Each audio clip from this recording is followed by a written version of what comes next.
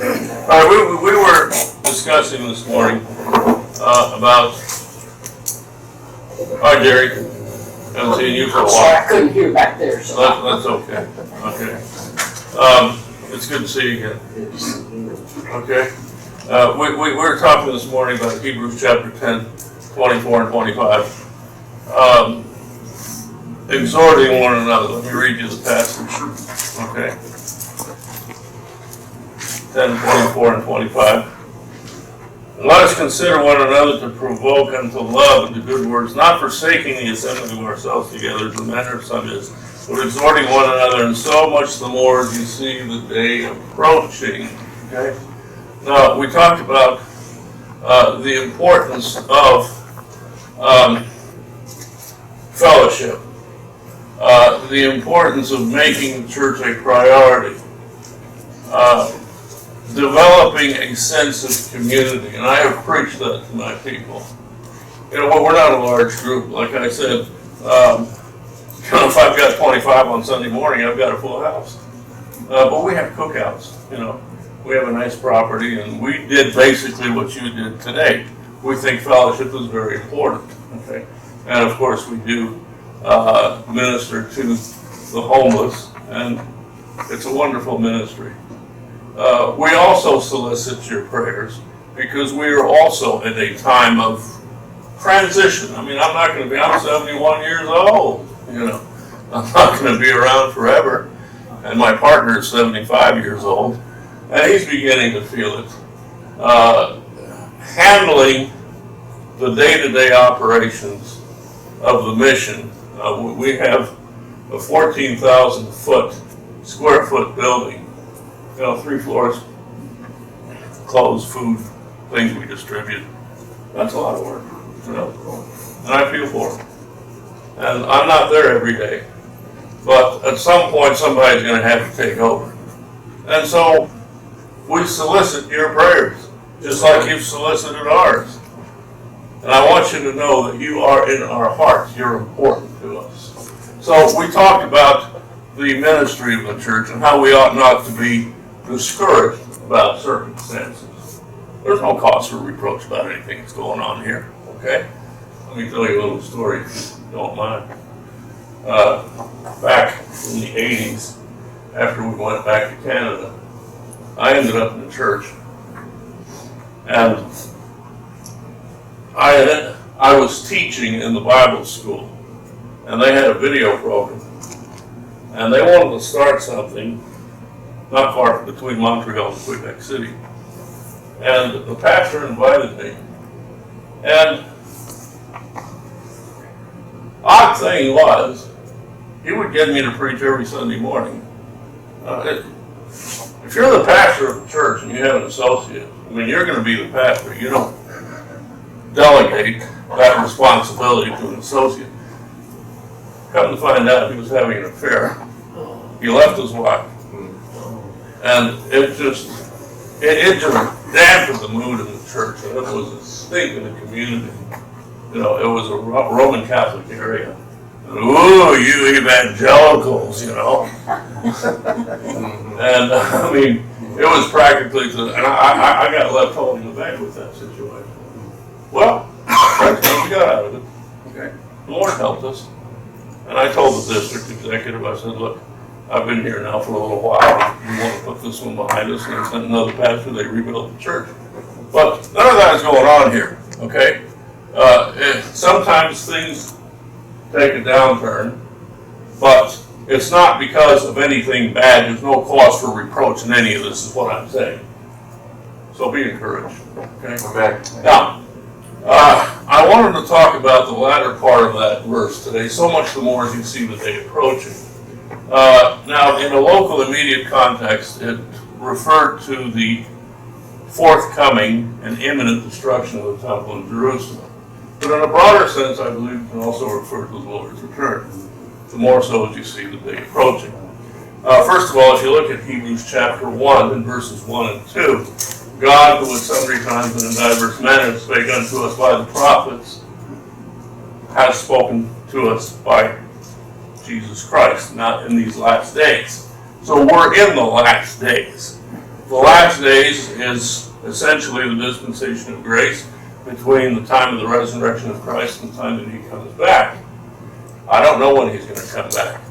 I have to tell you that I have noted that there's been something of a systematic de-emphasis in many churches about the teaching on the return of Christ.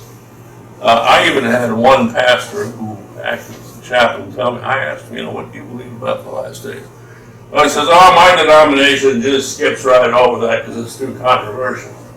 Well, I'm sorry, but the Word of God has some very specific things to say about that. Yeah. I'd like to share a few of them with you. I know that it's a controversial subject, and I'm not going to give you any weird theories today, but there are things that we need to be mindful of. Okay? We are in the last days. Jesus, Acts chapter 17:31 tells us that there's coming a day that's been appointed when Christ is going to judge the universe. In John chapter 9 and verse 4, Jesus says, I must work the works of him that sent me while it is day, for the night cometh when no man can work. Well, it's going to happen, okay? Sure. I can't tell you when it's going to happen, but he has given us some signs. Let me share a few of them with you, okay? There are some warnings. First of all, let's talk a little bit about climate change.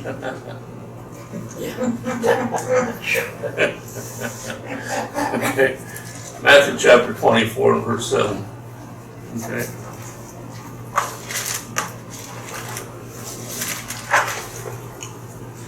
Matthew chapter 24.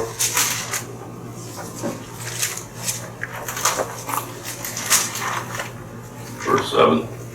We'll start with verse 6. You shall hear of wars and rumors of wars, see that you be not troubled. For all these things must come to pass, but the end is not yet.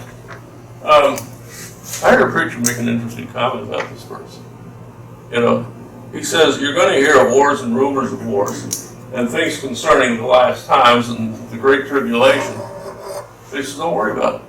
So if the eventual destruction of the whole world, which is what's going to happen eventually, if we're not to worry about that, what is there to worry about?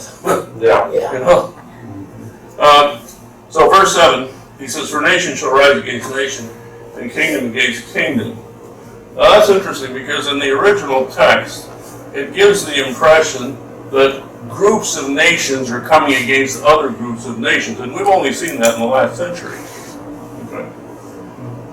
Now there shall be famines, pestilences, and earthquakes in divers places. Now, in 2005, we had a tsunami in the Indian Ocean that killed over 250,000 people. We've never seen that before. Right. That has never happened in recorded history. And in 2010, 5 years later, in Port-au-Prince, Haiti, another one in which a couple of 100,000 people perished. And one of the things I preached in my congregation was, are the people of Port-au-Prince greater sinners than the people of Montreal? And no, of course not. On the contrary, I would say that the Haitian people are more open to the gospel than the Canadians. And I know what I'm talking about. Folks, the Green New Deal is not going to fix this. No. Amen. Okay. The planet is deteriorating. That's how I explain it. You see, when I was 16 years old, I could lift 100 pounds with one hand. I can't do that today. My body does not have the same strength. I don't have the same level of energy that I had even 10 years ago. And likewise, the earth has been affected by sin. Paul talks about that in Romans chapter 8 when he talks about the creation anticipating its deliverance. So, we're seeing things that have never happened before. Violence, Matthew chapter 24, verses 37 through 40. It says, but as the days of Noah were, so shall also the coming of the Son of Man be. For as in the days that were before the flood, they were eating, drinking, marrying, giving in marriage, until the day that Noah entered the ark, and knew not until the flood came and took them all away. So also shall the coming of the Son of Man be. Two things that are interesting about this passage. The first is that the comparison to Noah. In Genesis chapter 6 and verse 11, it says that the earth was corrupt and filled with violence. And the Hebrew word that is used for violence is associated with the notion of terrorism. Yeah. We have never seen violence like we've seen. El Paso, Dayton, Columbine. Some people, of course, are jumping on the bandwagon and we need to get rid of all those weapons. That's not complete. There have always been guns in America. That's not the problem. Okay? That's not going to resolve the problem. It's a spirit. Yeah. Amen. Yeah. Okay? That is in the air. You don't need a gun to kill people. That's right. Okay? And so there's an excess of violence that we have never seen before. So two things that are interesting about this passage. One is the association with Noah and the corruption and violence that existed in that society just before the Lord poured out his judgment. And the second is the element of surprise. Okay? Yeah. I mean, they laughed at him. There's a general climate of indifference. That's right. Even here in this area. Now, where I come from, you talk to people about the Lord's return, they're just going to laugh at you and slam the door in your face. Yeah. But there's a growing indifference in the world today about the Lord's return, about the teaching of Scripture. And people who teach what I believe are usually labeled as cranks. Yeah. I want to tell you that the biblical teaching concerning the last days and the return of Christ is the cornerstone of my own testimony. Amen. I came to know the Lord in a youth session.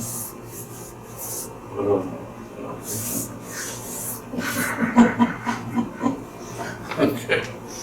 And the pastor, with whom I'm still in contact, not only explained to me that I had to make a commitment to Christ. Now, see, I was raised in the Catholic Church, okay? And they taught us that Jesus Christ had died for our sins, that he was the Son of God, and I've always believed that. But no one really explained to me that I had to make a personal commitment to Christ until I went to that youth meeting. And of course, I did commit my life to Christ. And that pastor, he was a youth pastor, an excellent youth pastor, he says, now I have to teach you about things that are going on and the return of Christ. And that's when I saw the Bible is the Word of God. And that's when the lights went on. Yeah. Jesus is coming soon. We don't know when he's coming, but he could come at any time. Yeah. Or in the last days. Amen. Apostasy. Apostasy means standing away from the truth. It started in seminaries. It went into the schools. And today, we have most people who have very little interest in the gospel. The climate is making it more difficult to evangelize than it was in past generations. And we ought not to be discouraged about that.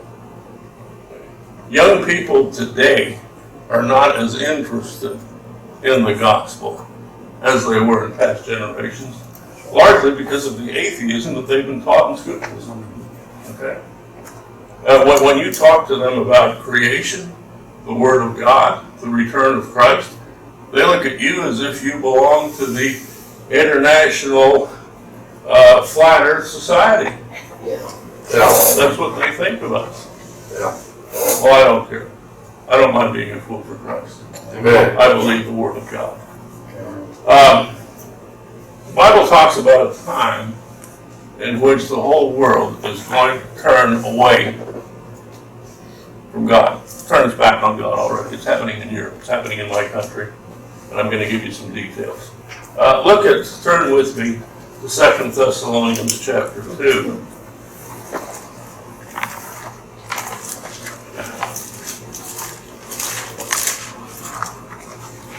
Now we have to give that passage the literal interpretation. And you can't spiritualize your way around that passage. 2 Thessalonians chapter 2, verse 7, for the mystery of iniquity doth already work, only he who now letteth will let until he be taken out of the way. Then shall that wicked be relieved, whom the Lord shall consume with the spirit of his mouth, and shall destroy with the brightness of his coming, even him whose coming is after the working of Satan, with all deceivableness of unrighteousness in them that perish, because they receive not the love of the truth that they might be saved, and for this cause God shall send them strong delusion, that they should believe a lie. Well, that's what's happening. Amen. People are turning their backs on God. Yeah. Yep. It's almost a demonic thing. As a result of this, we can see an increase in witchcraft. 1 Timothy chapter 4 and verse 1 talks about that. Let me read you the passage. 1 Timothy chapter 4 and verse 1. Now the Spirit speaketh expressly that in the latter times some shall depart from the faith, giving heed to seducing spirits and doctrines of devils. Okay, this means an increase in witchcraft. And we're seeing that. We're seeing it. Mm-hmm. I've even seen Christians that can't get out of the house until they've read their horoscope. Yeah. Yeah. And I have class with that in the pulpit, believe me. There's going to be 2 Timothy chapter 3 confirmation of this. Also in the last days perilous times shall come. Men shall be lovers of themselves, covetous, boasters, proud, blasphemers, disobedient to parents. Oh my goodness. Have we seen that one? Mm-hmm. Unthankful, unholy, without natural affection, truth-breakers, false accusers, incontinent, fierce despisers, those that are good. Traitors, heady, high-minded, lovers of pleasures, more than lovers of pleasure. Yeah. Casinos, drinking, drugs. Oh yes, drugs. In Revelation chapter 9 and verse 21, I have to read you this. It speaks of the judgment of God that's going to fall upon the earth in the latter times. And the reason in verse 21, neither repented they of their murders nor of their sorceries. Now the word for sorceries in the original text is pharmakeia, from which we get our English word pharmacy, Yeah. which means drugs. Yeah. Right. Yeah. I'm from Canada. Not too long ago, they passed a law that made the sale of cannabis legal across Canada. Okay. And here's what's coming down. I hope we're having an election in the fall, and I hope and pray that we're going to get a good president. I have my own views about politics, and I'll share them with you. But this guy's got to go. Okay. He's the son of Pierre Elliott. He single-handedly bamboozled Parliament into passing of this law. Now here's what's happening. Okay. It's not just that cannabis is dangerous. It is dangerous. Okay. The health hazards are worse than that. Yeah. As if we don't have enough problems with drunk drivers Yeah. and people who are on drugs. Now it's going to be legal for them Yeah. to be smoking pot. Yeah. In addition to that, see what's happening is you can only buy cannabis from government-approved establishments. This means that the government has to go out and grow it. But who was growing it before? Come on. Yeah. Yeah. Do you think they're going to stop growing pot Yeah. just because the government decided to get in on business? Of course not. They're going to undercut the government. Yeah. And at one point, I can tell you with authority that when they opened these stores, they soon ran out and they had to buy some from the mom. The government is spending my tax money to to buy cannabis to sell it to your children. I don't know about you, but I got a problem with that. Yeah. Okay? That's what's happening. Men do not repent of their sorceries, which mean of their drug addictions and drug trafficking. There's a profit involved and associated with drug traffic that is very difficult to overcome. I'll grant you that. But the problem here is that men are lovers of money more than okay. So we're in the last days. Military turmoil. Okay. Matthew chapter 24, verses 21 and 22.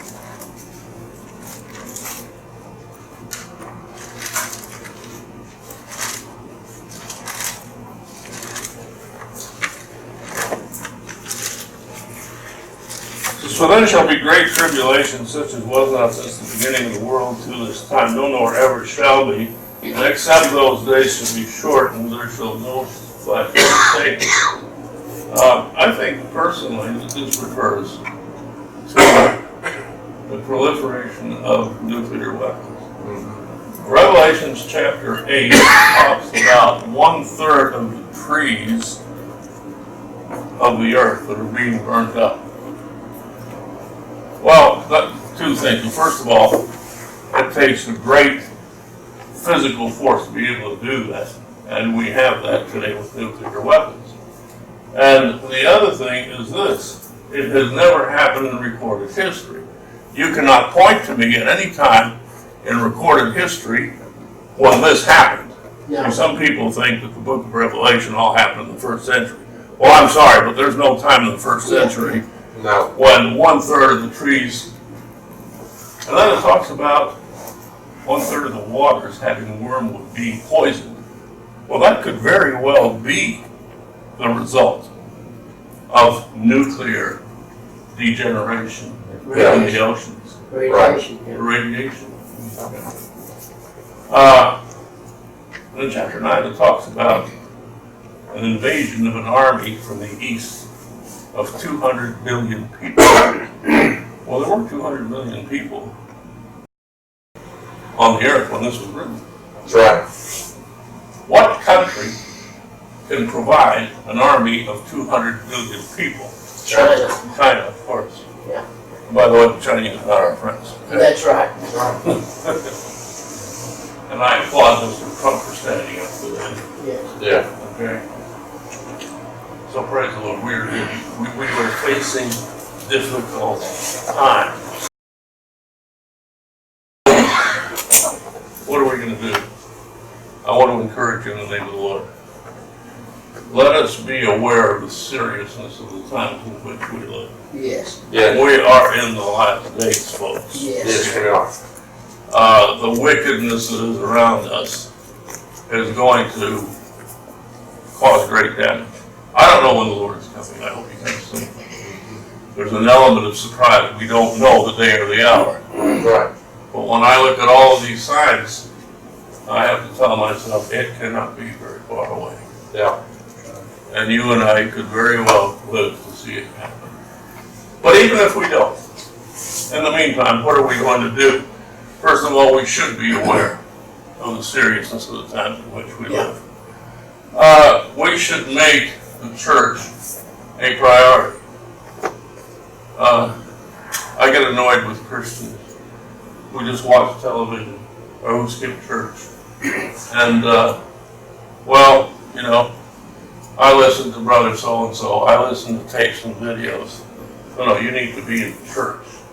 You need the fellowship of the church. You need the prayers of the church. That's right. You need the edification that comes from the teaching of the Word of God in the church. That's right. You need to participate in collective worship because that's what the church is for.